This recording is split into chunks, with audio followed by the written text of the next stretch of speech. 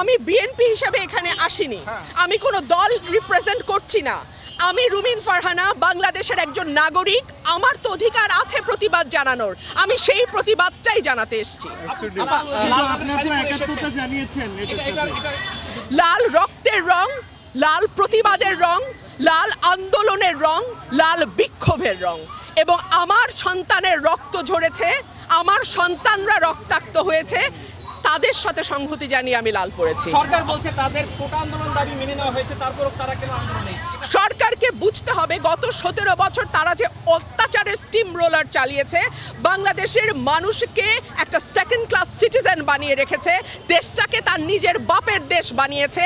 আর আমরা যেন সকলেই এখানে অনুপ্রবেশকারী, আমরা যেন সকলেই এখানে রোহিঙ্গা, আমরা যেন সকলেই এখানে সেকেন্ড ক্লাস সিটিজেন, এমন একটা আচরণ সরকার বাংলাদেশের মানুষের সঙ্গে করেছে, তার জবাব দিতে এসেছি। সরকার বলছে যে এই ছাত্রদের কাঁধে ভর করে কেউ কারো কাঁধে, বাংলাদেশের মানুষ আজকে একদিকে, কোন দল, কোন গোষ্ঠী, কোন ব্যক্তি না। আমি বারবার বলছি বাংলাদেশের 17 কোটি মানুষ আজকে একদিকে। জামাত শিবিরকে নিষিদ্ধ করে, এটা আপনি কিসের সংকেত মনে করছেন? এটা রাজনৈতিক একটা কৌশল, এবং এই কৌশলটা আওয়ামী লীগ সবসময় খেলছে, কোনো না কোনো রাজনীতি করছে। এত বছর ধরে তারা জামাতকে নিষিদ্ধ করেনি, এই প্রশ্ন তো সুশীল সমাজ তুলেছে যে কেন করা হচ্ছে না। তখন তারা বলেছে এটা আদালতের বিষয়। আদালতের বিষয় যদি হয় তাহলে এই কোটা সংস্কার আন্দোলনের মধ্যে আদালত তো কিছু বলেনি, কেন নির্বাহী আদেশে তারা নিষিদ্ধ করলো? এক।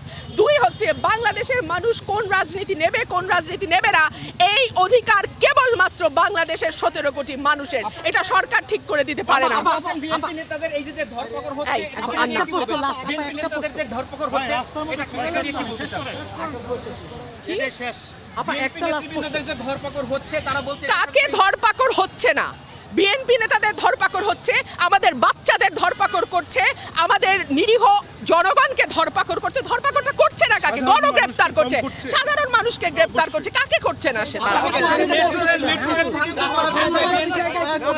আন্দোলনের মাধ্যমে আপনারা রাস্তা সাংঘাতিকদের উপর ভর করে আপনি কি বলবেন?